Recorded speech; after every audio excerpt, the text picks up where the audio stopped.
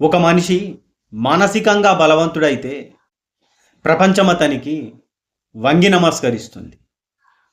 అదే మనిషి మానసికంగా బలహీనుడైతే ఈ ప్రపంచం, ఈ సమాజం ఎప్పుడతన్ని వంచిద్దామా, ఎప్పుడతన్ని మోసం చేద్దామా అని ఎదురు చూస్తూ ఉంటుంది.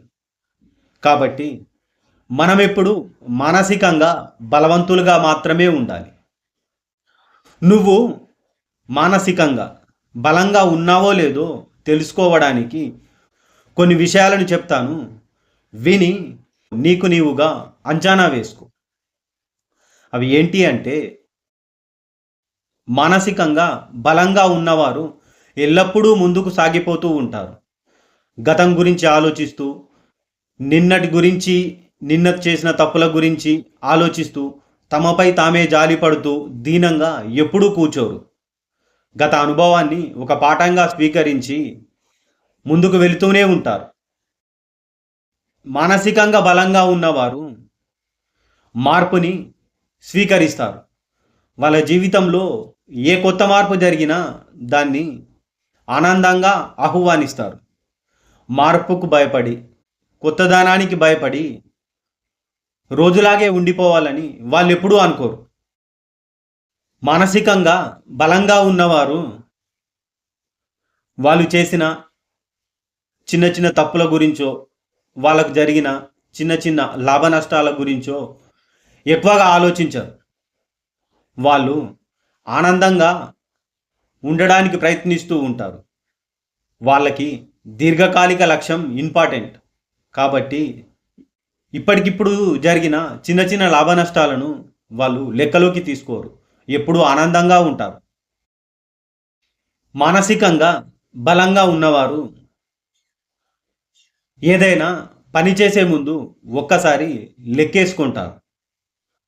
నేను ఈ రిస్క్ చేస్తున్నాను, ఇది చేయొచ్చా, ఇది అవసరమా, అన్నీ లెక్కలేసుకొని వాళ్ళు ఒక అంచనా ప్రకారం ముందుకెళ్తారు.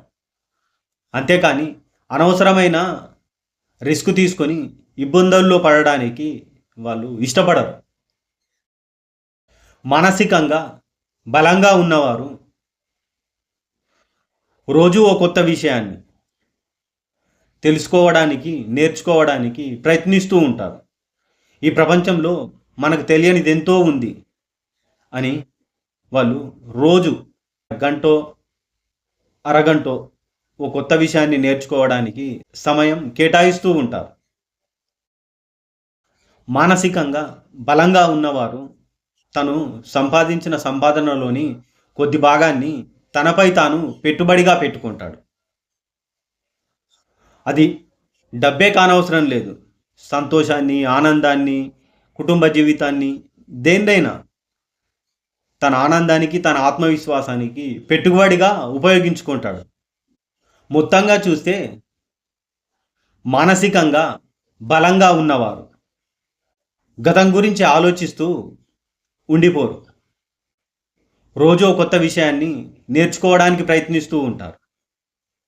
తనకు లభించిన ఆనందాన్ని, సంతోషాన్ని, డబ్బుని అన్నిటినీ తనపై తాను పెట్టుబడిగా పెట్టుకుంటాడు. మార్పును స్వీకరిస్తారు. ఆలోచించి తీసుకోవాల్సిన రిస్క్నే తీసుకుంటారు. కాబట్టి ఈ విషయాలను ఒక్కసారి మీకు మీరు ఆత్మపరిశీలన చేసుకొని మీరు మానసికంగా దృఢంగా ఉన్నారో లేదో ఆలోచించుకోండి.